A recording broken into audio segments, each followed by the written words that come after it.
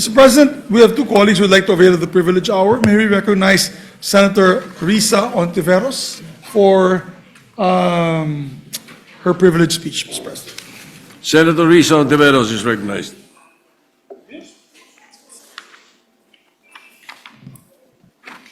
Salamat po, Mr. President. Mr. President, I rise on a point of personal and collective privilege. Dear colleagues, ang huling pagkakaalam ko po nasa Pilipinas tayo. Wala tayo sa China. This is the Philippines, and we are in a democracy. Ang freedom of speech ay hindi lisensya para sa representante ng isang dayuhang bansa na manghimasok, manakot at mambastos sa mga Pilipino dito in the name of free speech. Foreign missions are guests, not arbiters of our democracy. Kahit sino pang dayuhan, walang karapatang patahimikin ang mga Pilipino sa loob ng Pilipinas. Lalo na kung ambassador. Dahil mas mataas ang inaasahan sa inyo. An ambassador's behavior is limited by treaty. Even the Chinese Foreign Ministry spokesperson, Guo Jiakun, threatened Philippine officials on our very own soil, warning that they will pay a price for their words. The embassy has clearly violated Article 41 of the Vienna Convention on Diplomatic Relations, which mandates that foreign envoys must not interfere in the internal affairs of their host state. Censuring a Filipino official's internal discourse constitutes a breach of this protocol. Hindi nila pwedeng sabihin kung paano tayo dapat mag-isip at mamuna. Lalo na kapag ang pinag-uusapan ay ang interes ng bayan at teritoryo natin. No embassy gets to decide who among Filipino officials is qualified to speak on Philippine interests. Sa mamamayang Pilipino tayo mananagot at hindi sa kinatawan ng ibang bansa. Pero ang Chinese embassy, hindi pa nakontento sa panghaharas nila sa atin sa laot. Kahit online, para silang may quota ng pambabastos laban sa representasyong ito. Malinaw na malinaw ang pangalan ko sa official Facebook page nila, Mr. President. Target rin nila si Commodore J. Tariela, si Senador Kiko Pangilinan, pati ibang Pilipinong hangad lamang ay magsabi ng mga katotohanang nangyayari sa ating karagatan. Makikita nyo po sa PowerPoint ko ang mga oras ng mga post nila patungkol sa akin. They kept replying and replying and replying to my Facebook posts. Sunod-sunod na pangiinsulto sa akin at sa ating mga institusyon na para bang may quota. Sa totoo lang, mas marami pa akong media landing sa page ng Chinese Embassy kaysa sa mainstream media. Mapapatanong ka na lang talaga, official page ba ito ng isang embahada o ng isang troll farm? Operation na yan At yang kabit-kabit at coordinated attacks nila, matagal nang babala sa atin ng Armed Forces of the Philippines. Hangad nilang hatiin tayong mga Pilipino at ang hahanay ng militar. Guluhin ang isip ng taong bayan at pahinain ang loob natin sa West Philippine Sea. Kaya, Mr. President, dear colleagues, nananawagan ako ng agarang investigasyon sa disinformation network na yan dito sa Pilipinas. Kapag mga sundalo at opisyal natin ang ginugulo, usapin na ito ng national security. Naniniwala ako na walang ganitong kalaking operasyon na para makapag-opinyon lang.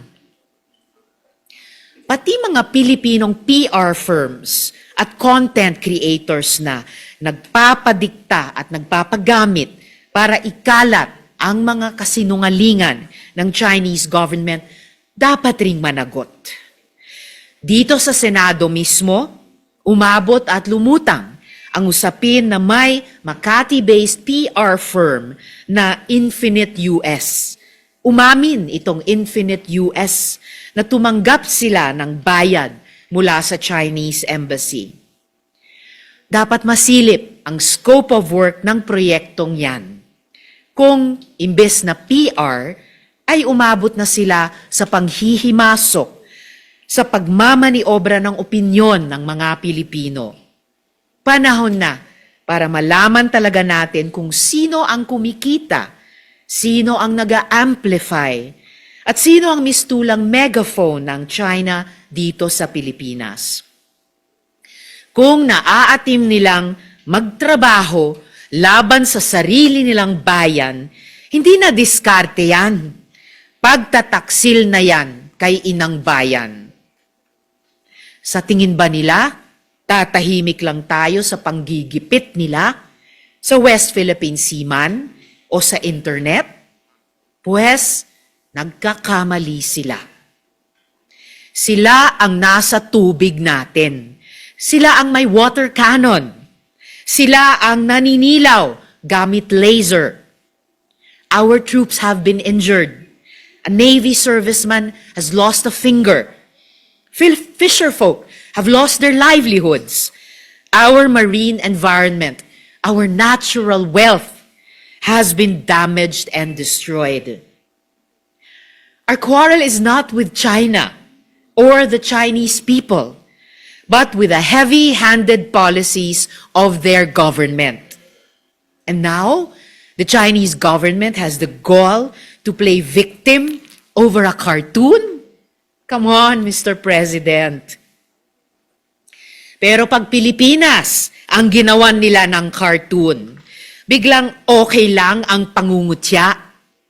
Kasi sa mga Chinese Communist Party newspapers tulad ng Global Times, ginagawan rin nila ng cartoon ang Pilipinas at mga liderato ng ating bansa.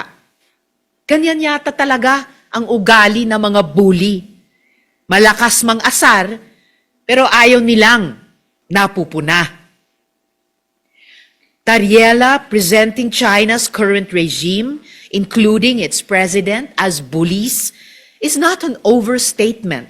It is a clear and common fact. Instead of taking accountability for their government's actions, the embassy has twisted and turned facts to suit their propaganda. Instead of showing restraint and remorse for escalating tensions, they have doubled down on aggression. As 2026 began, the AFP already monitored a force of 13 Chinese vessels, comprising 3 PLA Navy warships, 6 Coast Guard cutters, and 4 maritime militia boats encircling Scarborough Shoal. As of January 2025-2026, the Armed Forces of the Philippines reported a swarm of 41 Chinese vessels, including Navy warships and maritime militia, actively trailing and harassing Philippine patrols. Their tactical focus has notably shifted from ramming government ships to directing their violence against our fisherfolk, effectively denying access to their traditional fishing grounds. Kaya sa Chinese Embassy, huwag niyong niloloko ang mga sarili ninyo na ang pamumuna ng mga Pilipino ay kung anumang political theater kuno o kung anumang sinubo na naman sa inyo na mga trolls ninyo. Kung naghahanap kayo ng katotohanan, eto, sasabihin ko sa inyo ang totoo. Chinese Embassy, kayo ang problema. Dahil sa tuloy-tuloy na pangaharas at panggigipit ng mga Chinese vessels ninyo sa mga Pilipino, kaming mga nasa loob ng tahanan namin ang hindi makakilos ng malaya. Mga Pilipino ang dapat nangunguna sa pagsisiyasat at pagpapaunlad ng oil at gas reserves sa West Philippine Sea na para sana sa murang kuryente, mas matatag na supply ng enerhiya at mas maraming trabaho. Pero dahil sa angas ng Chinese government, apektado ang negosyo, ekonomiya at dignidad ng Pilipinas. Yung mga isda na dapat nasa palengke natin, yung kabuhayang dapat nasa agrikultura natin, yung pagkain dapat nasa mesa ng pamilyang Pilipino, dapat hindi ibinabalato sa China. Panawagan ko rin po sa lahat ng ating mga kasamahan sa gobyerno, huwag po tayong matakot, huwag po tayong tumigil na magsalita at manindigan para sa ating inang bayan. We have the sworn duty to protect and defend the Philippines. At panawagan ko sa bawat Pilipino, maging mapagmatsyag. Huwag tayong magpabola sa propaganda at kasinungalingan ipinapakalat nila. Alam kong hindi natatawaran ang dangal ng isang tunay na Pilipino. Kaya kapag may nakikita kayong paulit-ulit na script na ang tono ay magparaya na lang tayo sa Chinese government kuno, alam na natin kung ano yan. Pampahina ng loob at pangbabaluktot. Ginagamit nila ang demokrasya natin para lituhin at hatiin tayo bilang isang bansa. Mr. President, dear colleagues, makakaasa kayo, hindi rin po ako papayag na ipinahihiya tayo sa sarili nating bahay. Hindi natin o hindi tayo papatahimikin sa sarili nating demokrasya. Sa dagat man o sa social media, hindi natin tatantanan ang unti-unting panghihimasok ng Chinese government. Nasa Pilipinas tayo at dito, Pilipino ang nasusunod. Salamat po, Mr. President. Joe, the leader.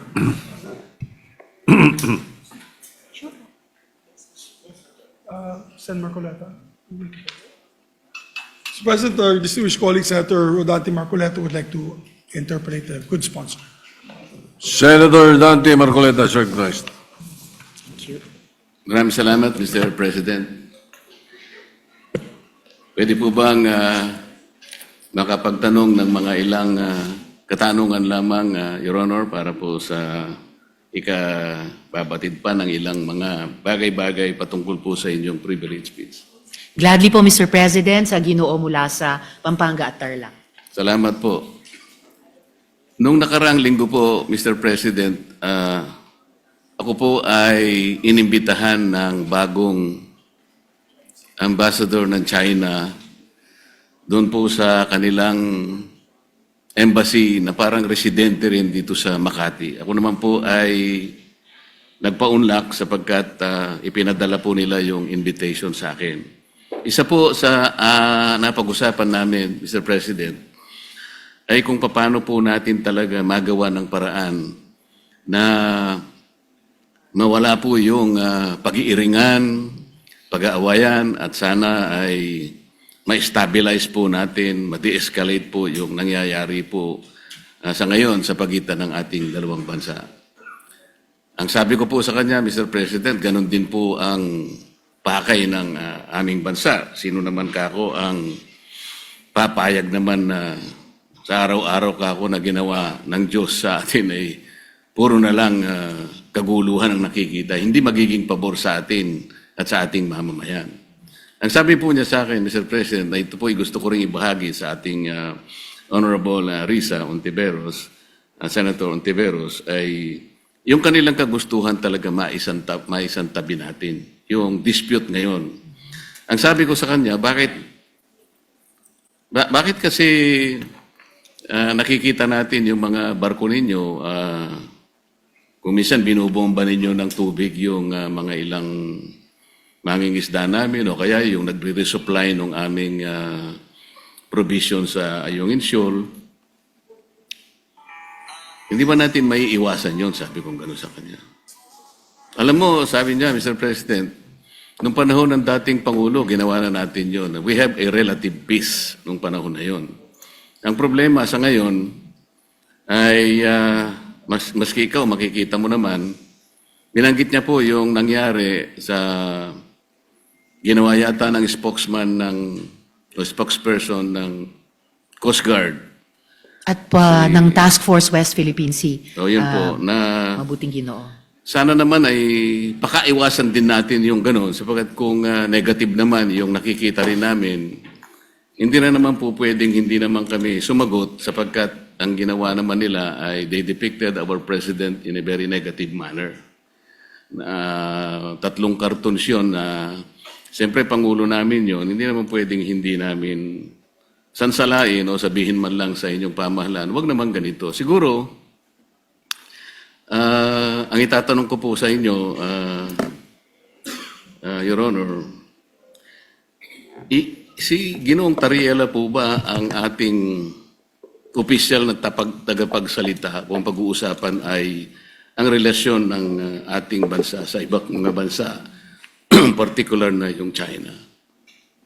Salamat, Mr. President, at sa mabuting Ginoo mula sa Pampanga at Tarlac. Sa pagkakaalam ko po, Mr. President, si Commodore Tariela ay spokesperson ng Task Force West Philippine Sea na binuo po batay sa polisiya ng buong gobyerno natin ng whole of government approach sa ganitong kahalagang usapin ng foreign policy. At dala po niya yung updated na dokumentasyon ng ating mga kung may positibo at unfortunately mas maraming negatibong mga engagements ng gobyerno ng China sa ating karagatan, lalo na yung paghaharas po sa mga barko at mga ibang vessels ng Philippine Navy at Philippine Coast Guard, yung pagkait po sa ating mga mangingisda ng access sa kanilang kabuhayan sa traditional na fishing grounds natin, yung pag-iinteres din po nila sa ating mga gas and oil reserves sa ilalim ng ating karagatan. At sa lahat po, so far, nang nasaksihan ko pong mga pananalita ni Commodore Tariela, batid ko po ang kanilang pagtaguyod talaga sa pambansang interes ng ating bansa. Partikular dun sa incident na tinanong ng good gentleman mula sa Pampanga at Tarlac, nagsasalita si Commodore Tariela sa isang forum, sa isa sa mga kolehiyo sa ating mga pamantasan, at ipinakita niya kung paano kumikilos ang gobyerno ng China led by the Chinese Communist Party at kanilang kasalukuyang presidente. Kung pagpapakita lamang po ng visuals para gawing mas dramatic o graphic para sa mga estudyante, aba po, matagal na pong nanguna ang gobyerno ng China sa ating bansa at sa ating gobyerno, pati po sa iba't ibang mga opisyal ng ating gobyerno. For at least 1 decade, Mr. President, ang mga opisyal na pahayagan ng gobyerno ng China ay nagpapakita ng mga visuals din, and overwhelmingly derogatory po ang kanilang mga ipinapakita. Nilalarawan ang presidente ng Pilipinas bilang isang megaphone lamang ng ibang bansa, dinodrawing na parang marionettes lang ang ating bansa at ating mga Navy at Coast Guard vessels ng interes ng iba pang dayuhang bansa. Wala pong ipinapakitang respeto at tahasang pambabastos sa ating gobyerno. So, dun sa itinaing ni Ambassador sa good gentleman mula sa Pampanga at Tarlac, di hamak na mas maraming dapat iwasto sa kanilang pakikitungo sa atin, hindi lamang sa karagatan, dun sa maraming insidenteng nabanggit na, kundi pati sa paglalarawan, literally and figuratively, sa ating gobyerno at ating bansa kapag nagsusumikap tayong magtahak ng isang independent at interdependent foreign policy, Mr. President. Salamat po sa inyong kasagutan, Mr. President.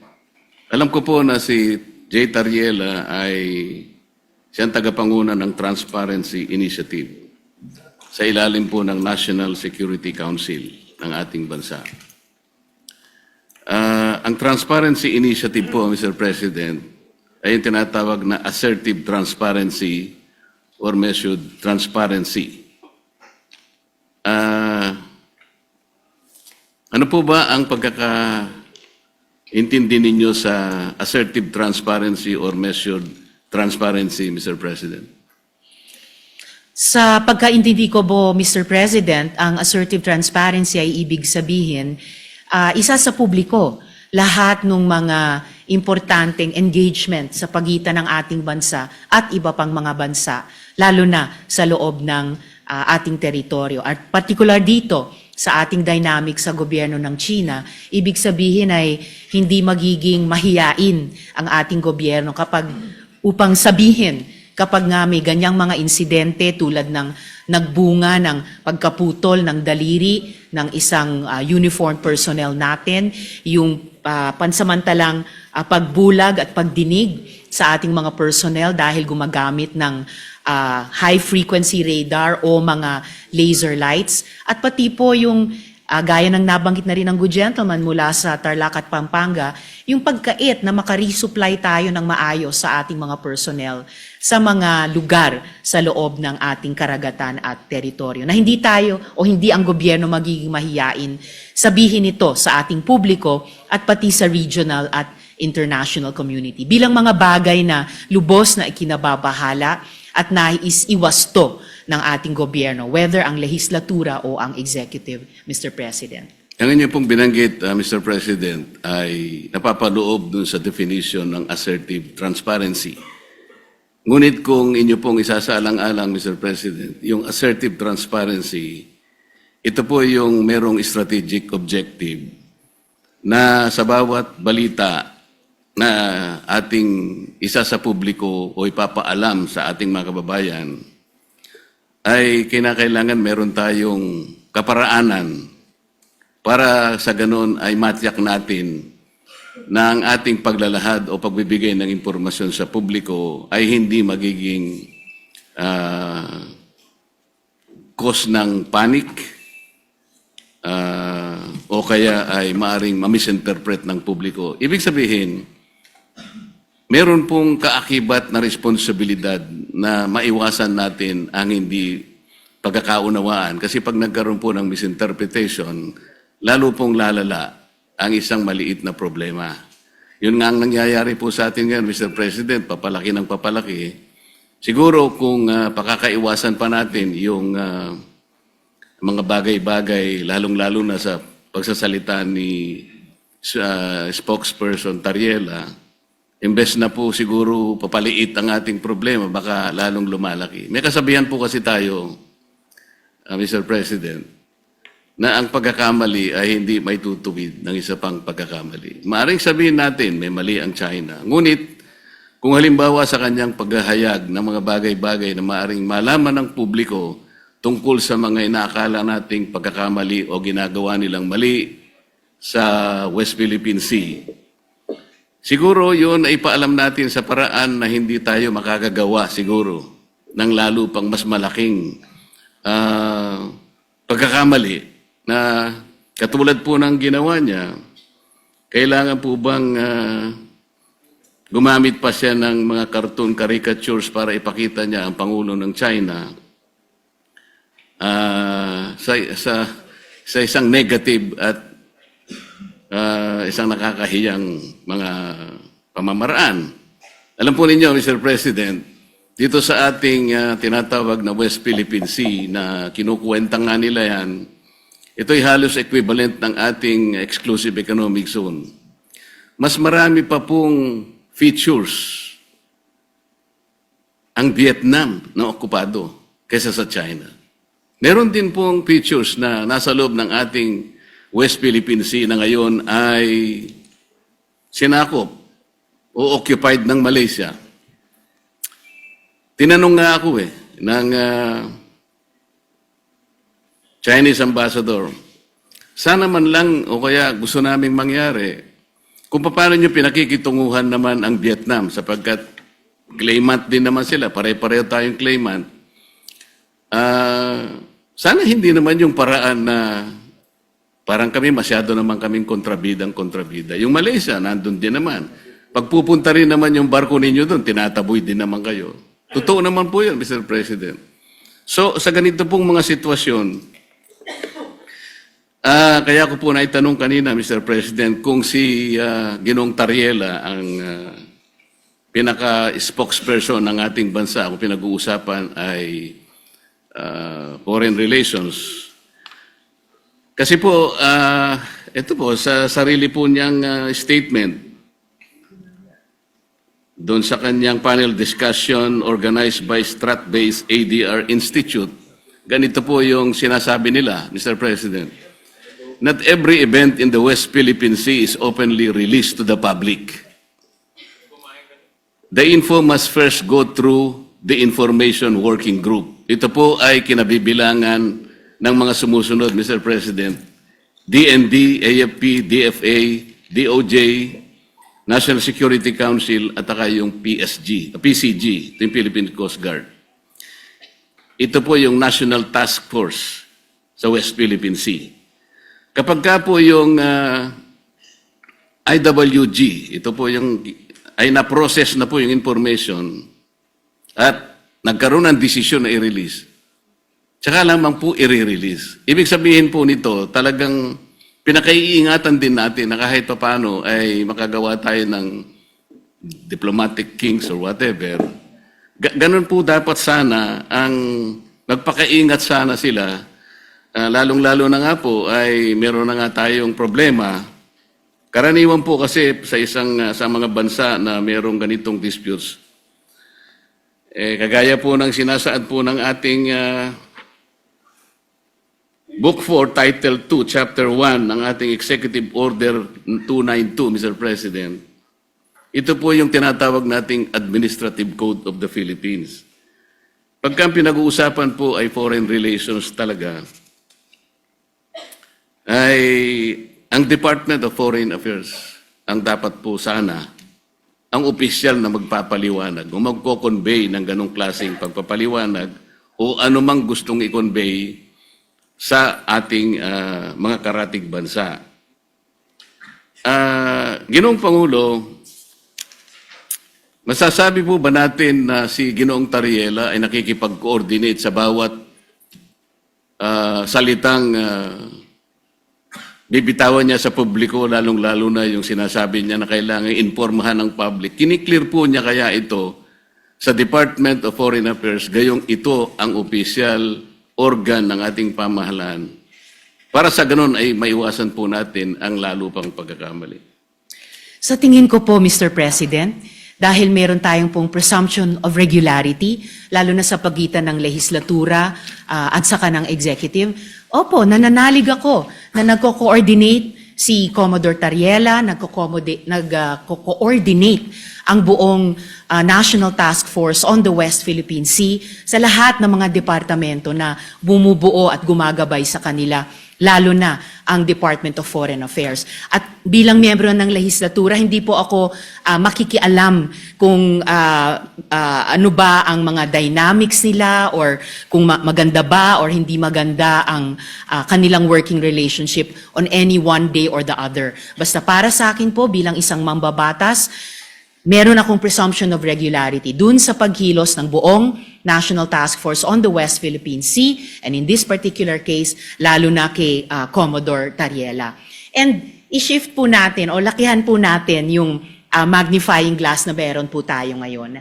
Ang problema po ay hindi kay Commodore Tariela.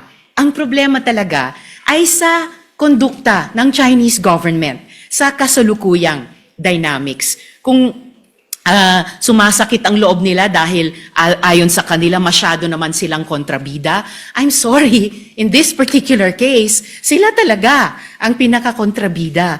Hindi po nila pwedeng sabihin na mas marami namang ino-occupy ang Vietnam, may mga kasalanan din ng Malaysia. Opo, alam natin may iba't ibang claimant country sa buong South China Sea at yung iba ay kumbaga karibal din natin sa mga claims natin bilang Pilipinas. Pero Hindi naman ina-attack ng Vietnamese Navy ang Navy at Coast Guard natin. Hindi naman dinedenay ng Malaysia ang mga mangingisdang Pilipino makapangisda sa sarili po nating karagatan. At I beg to disagree, Mr. President, with all due respect sa Ginoo mula sa Pampanga at Tarlac. Ang pinag-uusapan po natin at ang pinagmumulan nitong mga malalim na pagkabahala natin, hindi po ito maliit na problema. Napakalaking problema po nito. Isa sa malaking problema natin sa ngayon. At ayaw nating magpanic, ayaw nating mag-misinterpret. Pero saan ba nagsisimula ang maaring ikatakot? Saan ba nagsisimula ang hindi lang maaring, kundi nagigit talagang pagmumulan ng hindi pagkakaintindi? Yun po, in largest part, dahil sa kondukta ng Chinese government laban sa atin, lalo na sa karagatan, at ngayon, gaya po ng nabanggit ko kanina, pati na po sa internet, na kumbaga, sila nga ay nagiging problematic sa atin, gusto man natin pareho na lutasin ito, pero bukod sa ginagawa nila sa atin sa ating laot, sa Navy, Coast Guard, mga mangingisda, sa ating buong sambayanan, gusto pa nila patahimikin kapag may mga pinuno ng gobyerno sa executive man o dito po sa legislature na magrereklamo. Ang tawag ko po dyan, Mr. President, sa ugali ng Chinese government, gaslighting. Sila na nga ang gumagawa ng mali, mamasamain pa nila kapag pinuna ng ating panig, ng ating gobyerno, tayo pa ang may kasalanan at sila pa ngayon ang biktima. Classic gaslighting behavior po yun. Napaka-negative na psychology yan kung sa individual na tao po or kung sa interpersonal na mga relasyon. And dapat huwag gagawin yan, huwag gagamitin yung ganyang cheap tactic nila, lalo na po sa foreign relations. Lalo na kung totoong gusto nilang lutasin natin ng maayos ang hindi maliit, kundi napakalaking problema nito, Mr. President. Mr. President, sa tanong ko po kanina kung ikinukonsulta ni Ginoong Tariela sa DFA ang kanyang mga ginagawa at pagpapahayag sa publiko, at ang sinagot po ay siguro naman po, maaari sapagkat yung pong presumption of regularity. Alam po ninyo, nakausap ko ang Secretary of the Department of Foreign Affairs. Hindi po siya nakikipagkonsulta. Sa totoo lang, sa tansya ko po, nung nag-uusap kami, ayaw din po ng DFA yung ginagawa ni Ginoong Tariela. Nahihirapan nga po sila. Yun ang pagkakasabi sa akin. Dahil imbes na makatulong sa kanilang gawain at sa kanilang responsibilidad na panatilihin natin, yung gawin ba nating kahit na medyo mahirap. Ang sabi ko nga sa Chinese Ambassador, Mr. President, alam kong mahirap ang kalagayan natin. Pero kung papayag ka na, ikaw baka ako naniniwala na pwede tayong magsimula na ang lahat ng isipin natin, lahat ng gawin natin ay mga bagay na pwede natin pagkaintindihan. Pwede tayong magkasundo. Doon tayo mauna. Iyon ba naniniwala ka? Naniniwala po sila, Mr. President. Kapag nagsimula tayo sa mga bagay na pwede natin pagkasunduan, halimbawa, sabi ko, yun na lamang kakong mga isda. Alam ko, kako, ang isda. Walang may-ari niyan. Common yan eh. Yan pwede nating pag-umpisahan sa pamagitan ng traditional fishing rights. Sapagkat yung prinsipyo niyan, sabi ko ganyan, although it is covered by international law, hindi ka ako pinag-uusapan dyan ng teritoryo. Kasi kapag ka ang pag-uusapan, napunta na sa teritoryo, problematic na eh. Pero pag-usapan muna natin ang mga isda. Sabi ko sa kanya, Sir President, nagawa ninyo sa Vietnam, nagkaroon kayo ng gulo dyan. Pero bakit nyo nagawa? Nagkaroon kayo ng agreement na partisyon nyo ang isang sukat ng karagatan do sa Tonkin Gulf sa Vietnam. Nakagawa rin kayo ng ganyang klaseng pag-uusap at kontrata sa pagitan ng inyong bansa at ng Vietnam. Tungkol sa isda rin. At kahit maigting ang labanan ninyo sa pagitan ng Japan at ang bansa ninyo, nagawa nyo rin sa Japan. Ibig ko sabihin, meron 3 pangyayari dito sa panig ng ating mundo na nagawa nating ayusin kahit isda lang ang pinag-umpisahan natin. Hindi ba natin pwedeng gawin dito sa ating bansa? Sabi niya, pwede. Kaya lang, pakaiwasan naman natin itong ganito kasi, sabi niya. Kami naman nakahanda naman kami. At alam ko, Mr. President, nabasa ko sa dyaryo kaninang umaga, 17 yata sa ating mga fishermen ang kanilang sinalba. Mga bagay na pwede naman nating pasalamatan din sila. Kasi po kung ako po, ayoko din ang ginagawa nila. At sinabi ko rin naman sa kanya ng harapan. Bilang Pilipino, sabi ko, masakit naman ka kung makita ko yung aming mga mangisda na talagang kinakanyon yun ng tubig. Naintindihan naman namin yon, sabi niya. Kaya ang gusto namin, makagawa tayo ng mapagumpisahan natin. Ngayon, kung halimbawa si Commodore Tariela, habang nag-uusap tayo, nagpapakita ng ganitong mga memes at saka yung mga caricatures na negatibo, Mr. President, hindi po nakakatulong eh. So, ano po ba yung ating moving forward? Wala na ba tayong gagawin kundi puro patutsyadahan na lang? Hindi po makakabuti sa pagitan ng dalawang bansa natin. Kaya lang naman po ako tumayo para imungkahi ang ilang bagay-bagay sana na makakatulong. Maaring mahirap po sa umpisa. Ang imumungkahi ko nga po sana, Mr. President, kung meron po tayong panahon sa ating mga committee hearings, imbitahan po natin ang Coast Guard, ang Department of Foreign Affairs, at kung sino po ang may kinalaman dito sa West Philippine Sea, o kung tawagin po natin ay Exclusive Economic Zone, sa pagitan ng napaloob po sa South China Sea. Para po yung komplikasyon po dito na napakarami, kasi yung batas po natin at yung ating administrative issuance na nangyari sa mga nakarang araw at yung mga ginawa nating batas kamakailan lang, hindi ko nagkakamali 2024, hindi po consistent talaga eh. Lilitaw po meron tayong mga bansa, meron po tayong mga features na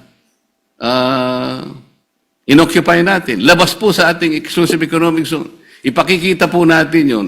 Kasi kung wala tayong masusing pag-aaral, nababanggit ko nga po kung minsan, Mr. President, hanggang ngayon, wala po talagang malinaw na coordinates kung ano ba talaga ang pinaka-area ng ating West Philippine Sea o Exclusive Economic Zone. Siguro magsimula po tayo doon kasi yung iba, misinformation na po yung lumalabas eh. Napaka-komplikado po nito kung pag-uusapan po natin yung mga features na yan at kung ang magiging centerpiece po ng ating foreign policy, ipag-awayin na lang natin ang mga bato sa South China Sea. Palagay ko po, nalilihis po tayo. May malaki po sigurong mga dapat pag-usapan at napakalaki ng China, napakamayaman ng ekonomiya ng bansa na pwede po natin sigurong maging siguro kakampi sa mga darating pong mga panahon kung maisasantabi po natin ang mga sigalot na namamayani sa ating bansa. Maraming salamat po, Mr. President. Maraming salamat po sa ating Senator Risa sa pagkakataong ibinigay po sa inyong lingkod. Salamat po. Salamat po, Mr. President, at sa mabuting Ginoo mula sa Pampanga and Tarlac. Pwede ba nating maging kakapi ang China? In principle, bakit hindi? Pero pwede ba nating maging kakampi ang China kung ipagpapatuloy niya ang pinaggagawan niya sa ating karagatan, sa internet, at nagsimula na siya, laban na sa mga opisyal ng ating gobyerno, both sa executive at sa legislature. Wala akong maalalang previous incident, Mr. President, na kahit sinong ambassador ng ibang bansa dito sa Pilipinas ay nag-post sa embassy page nila ng ganyang banta ng kanilang spokesperson ng Chinese Foreign Ministry laban sa mga opisyal natin na nagsasalita lamang para sa pambansang interes. Pati kay Senator Erwin, meron na po silang post na Mr. Senator. Bukod kina Commodore Tariela, Senator Kiko, Representatives Chel at Laila, at sa akin din po. Pwedeng maging kakampi kapag itinigil yung ganyang mga gawi ng isang hindi kakampi. mga gawi ng isang hindi kaibigan, pwedeng maging kakampi. Hindi simpleng isa-isang tabi yung sigalot na sabi nila tayo ang may kagagawan, na kapag nagreklamo tayo, tumutol tayo sa kanilang maling gawi sa ating Navy, Coast Guard, mangingisda, bayan, sasabihin nila, masyado naman kayo isa-isang tabi niyo yan. Hindi po.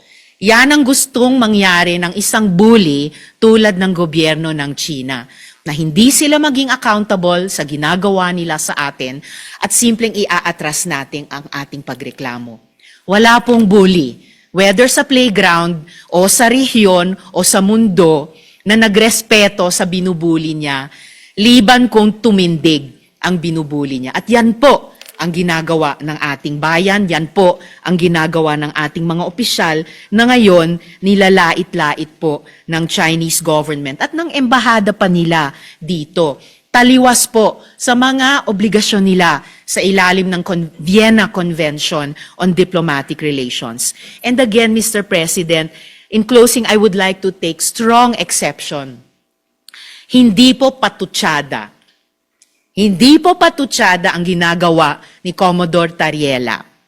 Hindi po patutsada ang ginagawa ni na Senator Kiko, Senator Erwin, Representative Chel, Representative Laila, ako at dumadami pang mga Pilipino. Hindi po patutsada lang yan, Mr. President. Yan po ay seryoso at marubdob at sa kaso ni Commodore Tariela matagal nang pagtutol sa maling pagtrato sa atin ng ibang gobyerno at pagtaguyod po sa interes ng ating bayan.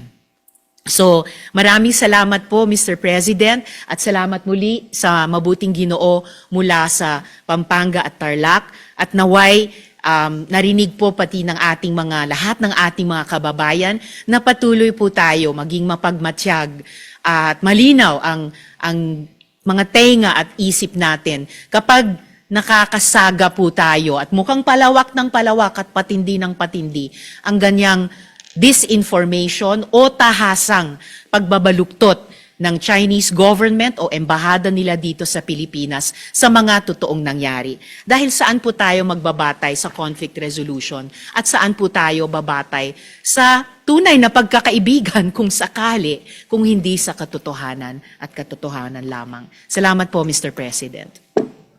Okay, Majority Leader. Thank you very much, Mr. President. Mr. President, I move that the speech of the lady senator together with interpellations be referred to the Committee on National Defense. I so move, Mr. President. Any objection? Hearing none, so referred. Thank you, Mr. President. May we recognize Senator Erwin Tulfo as well for his privileged speech. Senator Erwin Tulfo is recognized. Thank you, Mr. President. Mr. President, I rise today in defense of dignity, our national dignity. Spokesperson of the Chinese Embassy recently lectured Filipinos and worse, Philippine officials on the limits of freedom of speech. We are told that criticizing a foreign head of state is completely unacceptable. Well, let me say this then, Mr. President. If you do not like how democracy works in this country, then you are free to leave the Philippines. Get the out. Mr. President, kung hindi nila gusto kung paano gumagana ang demokrasya sa ating bansa, malinaw po ang sagot. Layas. This is our house. Hindi sila ang boss natin at tayo ay mga tau-tauhan lang nila. To the Chinese embassy officials, you do not have the moral authority to lecture Filipinos about freedom of speech. Because freedom of speech does not exist in your country. It is not practiced, it is not protected, it is punished. So do not export censorship to a nation that fought, bled, and died to be free. And another recent statement coming from the Chinese government threatening our officials of, quote, paying the price for making provocations and confusing right from wrong, unquote, pertaining to our claims at the West Philippine Sea. What is truly unacceptable is a foreign government acting as if it can police Filipino speech, intimidate Filipino officials, or shame Filipino into silence. Mr. President, our government officials spoke only the truth. They defended our sovereignty. They spoke as public servants of a democratic republic. They are correct, and the Chinese government is wrong. Wala silang karapatan na punahin ang malayang pagpapahayag sa ating bansa. Dahil sa kanilang bansa, walang tunay na freedom of speech. Mga kritiko ikinukulong at misteryosong namamatay pa. Ang mga mamahayag, pinapatahimik, opinyon, kinokontrol, tulad po nangyayari doon sa Hong Kong, kung ilang kritiko nila ay kinulong na. Let us be very clear, Mr. President. The West Philippine Sea is ours. Our officials have the right and the duty to speak about aggression against our nation. And Filipinos, Mr. President, will not whisper in their own house just to avoid offending a foreign power, particularly China. No, no, no, Mr. President. We do not take lessons on democracy from a government that jails critics. We do not take lectures on free speech from a system that suppresses it. Our house, our terms, Mr. President. Respect is not demanded, it is earned, and it is mutual. If you want respect from Filipinos, then respect our Constitution. Respect our officials, respect our freedom of speech, and respect the simple truth that this is not your country. Mr. President, the Filipino people are not afraid. We are not silent, and we will not be bullied, politely or otherwise. Thank you, Mr. President. Maraming salamat. Maraming salamat at magandang hapon sa ating lahat. Recognize- Thank you, Mr. President. May we recognize our distinguished colleague, Senator Robin Hood Padilla, to also make a manifestation. Senator Robin Padilla is recognized. Maraming salamat po, Ginoong Pangulo, at sa ating pinunong mayorya. Ako po ay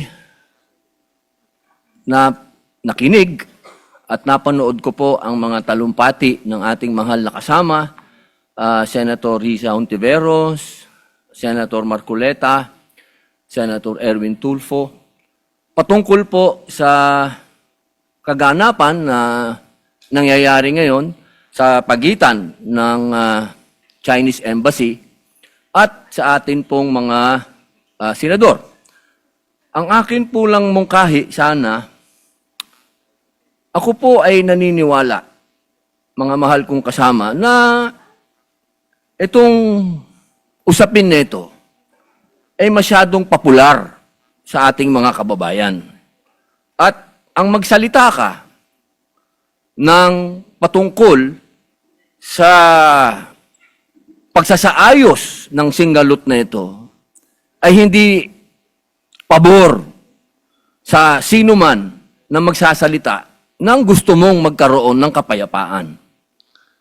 Pero sa usapin nito, ako po ay tatanggapin ko kung ano ang sasabihin ng mga tao sa akin. Kung sasabihin nilang, pro-China yan. Okay lang po. Wala pong problema. Ang akin pong gustong sabihin sa ating mga kababayan, alam niyo, ang isang bagay, pag hindi natin inayos, pag hindi tayo nagtulong-tulong na maayos, lalong-lalo na sa kapitbahay natin, kapitbansa natin, hindi po ito makatutulong sa atin.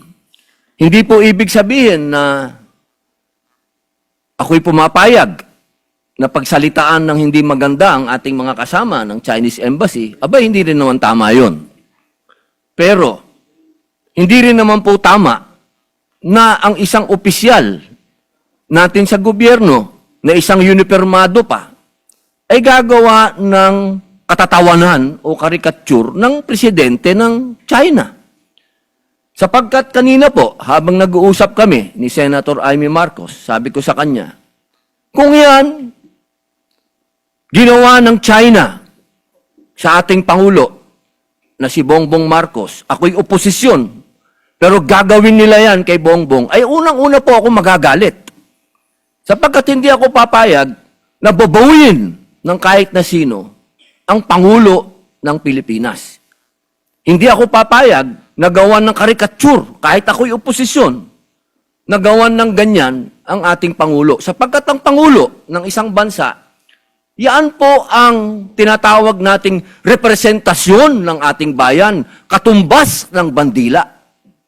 Kung ano ang tingin natin sa bandila, yan ang tingin natin sa Pangulo. Kaya, kung ano man po ang ginawa ni Admiral Tariela, ay pinakikiusapan ko po siya na huwag niya ulitin. Sapagkat, pag nambastos ka, babastusin ka rin talaga. Wala po tayong magagawa sapagkat duty ng kahit na sino na ipagtanggol ang kanilang Pangulo. Ang gusto ko lamang pong sabihin dito, aking mga kasama, tama po, naniniwala po ako na hindi makatwiran ang ginagawang pambobomba ng tubig sa ating mga mangingisda, sa ating Coast Guard. Pero matagal ko na rin sinabi na may budget naman ng Coast Guard, ba't di kayo bumili ng mas malakas na water cannon at gumanti kayo? Hindi naman po pwede na lagi tayo magpapaawa. At parehas naman kayong tinatawag natin tanod ng Coast Guard kayo pareho. Hindi naman kayo gray ship. Ang gray ship, yun ang military. Kapag hindi naman pwede yun. Yun ang tinatawag natin na escalation. Pero kung dalawa kayong white ship dyan, at nagbombahan kayo ng tubig dyan, walang ano yun. Walang issue yun, walang escalation yun, dahil pareho kayong tanod baybayin. Pareho kayong nagpoprotekta ng coast natin. Pero para sa usapin, nang ikaw ay magtatalumpati at gagawin mong katatawanan yung Pangulo ng isang bansa, palagay ko, inuulit ko po, ako po ay oposisyon. Pero kahit sinong gumawa niyan sa presidente ko, hindi ako papayag. Ako'y tatayo din at talagang makakatikim din sa akin yun ng mga salitang hindi niya makakain.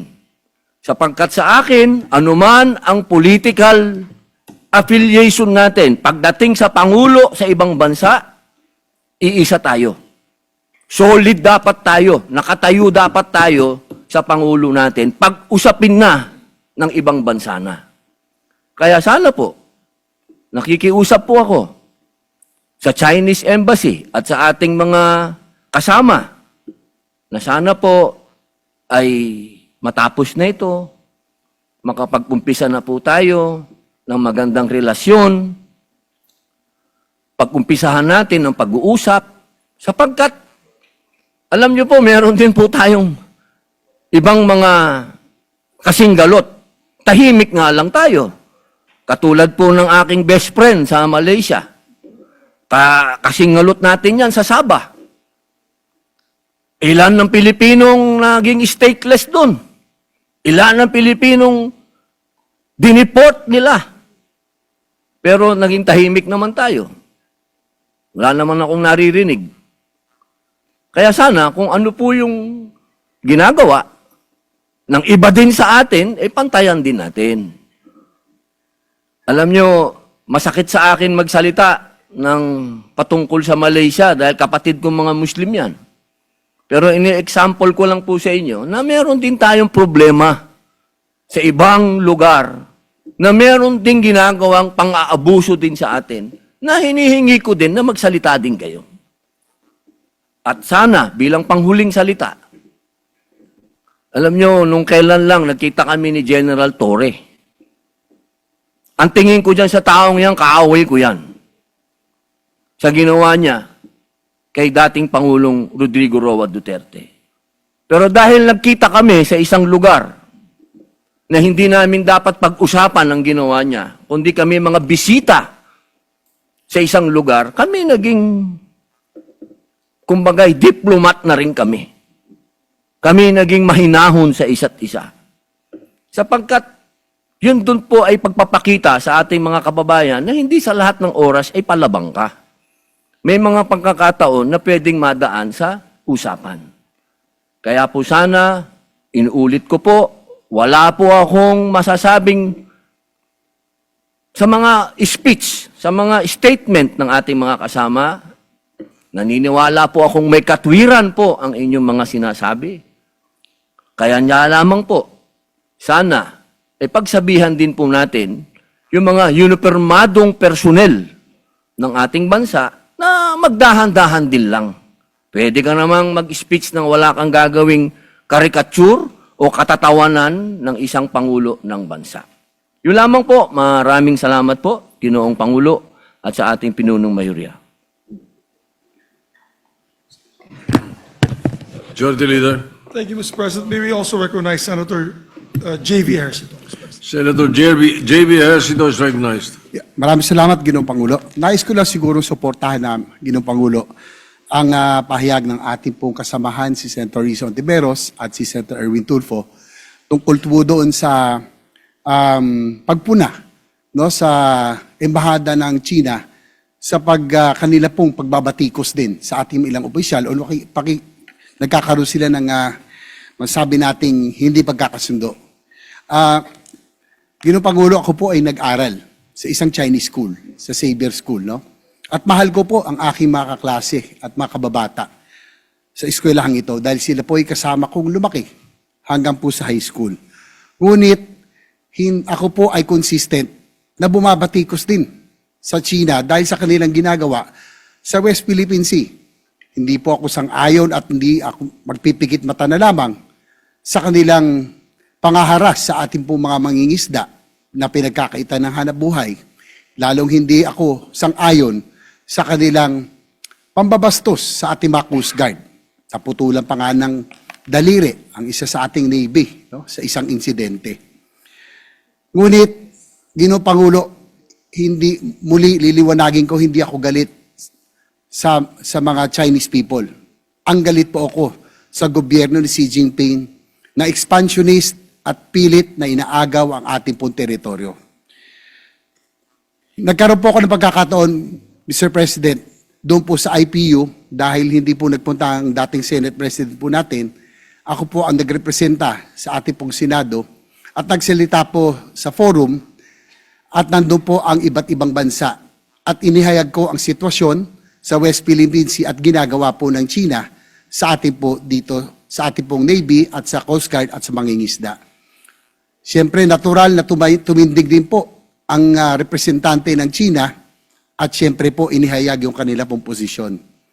Magsasalta pa ako kaya lang ayaw na akong payagan at ang presiding officer ay taga Malaysia, buti na lang po ay Malaysian Chinese. At nagulat po siya, ako po yung nag-Mandarin, nag-Chinese po ako, kaya natawa siya, ako yung nakapagsalta muli. Kaya inihayag natin at ang ating posisyon at naiklaro natin na talagang ang China ay talagang hindi ginagalang at nirerespeto ang desisyon ng UNCLOS. Mr. President, before I end, gusto ko lang sabihin na gusto ko pong suporta ng ating mga opisyal na nagsasalita ngayon, hindi masama na tindikan ang ating soberenya, hindi masama na ipaglaban ang ating teritoryo at lalong hindi masama ang itaguyod ang interes ng bayan. Muli, I commend Senator Tibero, Senator Tulfo, and be rest assured that we will always be here and fight for the interests of our country and we will always fight for the sovereignty of our country. Maraming salamat po. Senator Francis Pangilinan is recognized. Yes, thank you, Mr. Senate President. Thank you, Majority Leader. I would like to just manifest that I share the sentiments raised by Senators J.V. Ejercito, Senator Erwin Tulfo, and Senator Risa Ontiveros on the unacceptable public statements issued by the Chinese embassy and a number of its officials. I too, Mr. President, was subjected to stern reminders, which I believe were undiplomatic and unacceptable. When we raised concerns about the live military drills in the Taiwanese Strait, that it was an escalation of the tensions in the region, China, the embassy reminded me of the One China policy. And I responded by saying, we recognize the One China policy, but they too should recognize our exclusive economic zone. If they can take it, I said, if they can dish it out, rather, they should be able to take it. And this is why this morning we prepared a draft in consultation with Senators Ontiveros and the Senate President and circulated the draft expressing the sense of the Senate. 15 senators, we thank our colleagues for signing the draft resolution, and I understand we will be tackling this tomorrow. And in no uncertain terms, we condemn the statements of the Chinese embassy that are, we believe, inconsistent with diplomacy and international law. Having said that, Mr. President, 15 senators support the resolution. The Department of National Defense has condemned the public statements of the Chinese embassy. The National Security Council likewise has expressed its opposition to the statements of the Chinese embassy. The Department of Foreign Affairs has likewise expressed serious concern about the statements being issued by the Chinese embassy. Now, Mr. President, is the time to unite. The Senate, we call on the House of Representatives as well to issue a similar statement and adopt it. Now is the time for the country, the executive, the legislative branches of government to unite behind what I believe to be the bullying of a power, a superpower. And I believe the only way to deal with the bully is to stand up to it. And we thank our colleagues in the Senate for responding and asserting our sovereignty and our, as an institution, the Senate is a partner of the Executive Department in crafting foreign policy in this country. And therefore, this resolution sends a strong signal.